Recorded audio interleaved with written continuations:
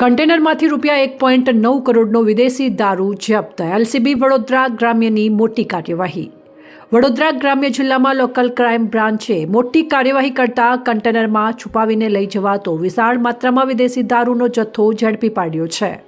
Delhi Mumbai express highway પર લક્ષ્મીપુરા ગામની સીમ નજીક વોચ રાખી પોલીસે કન્ટેનર નંબર RJ05GB 2930ને લઈ કોર્ડન કરી તપાસ હાથ ધરી હતી.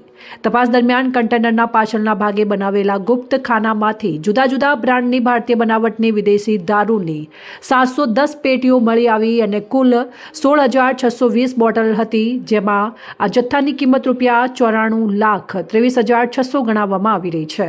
સાથે જ કન્ટેનર ₹15 લાખ, 3 મોબાઈલ ફોન કિંમત ₹6,000 અને અન્ય કાગળો મળી કુલ ₹1,09,29,600નો મુદ્દામાલ કબજે લેવામાં આવ્યો છે.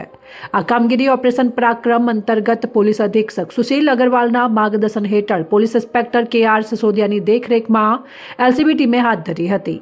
મળેલી ચોક્કસ બાતમીના આધારે પોલીસ પેટ્રોલિંગ દરમિયાન કાર્યવાહી કરી ડ્રાઈવર ગોકલારામ પદ્મારામ જાટ વતન બાડમેર રાજસ્થાનને ઝડપી પાડવામાં આવ્યો છે. પકડાયેલા આરોપી વિરુદ્ધ પ્રોહિબિશનનો ગણનાપાત્ર ગુનો દાખલ કરી વધુ તપાસ હાથ ધરવામાં આવી છે કે આ જથ્થો કોણે અને કયા સ્થળેથી ભરાવ્યો હતો તેમજ અન્ય સંડોવાયેલા ઇસમોની ભૂમિકા શું છે. પોલીસ દ્વારા જિલ્લામાં દારૂ અને અન્ય ગેરકાયદેસર પ્રવૃત્તિઓ સામે કડક કાર્યવાહી યથાવત રાખવામાં આવી છે. Report Pravin Vasava, Pradeep Tantral, news Vadodara.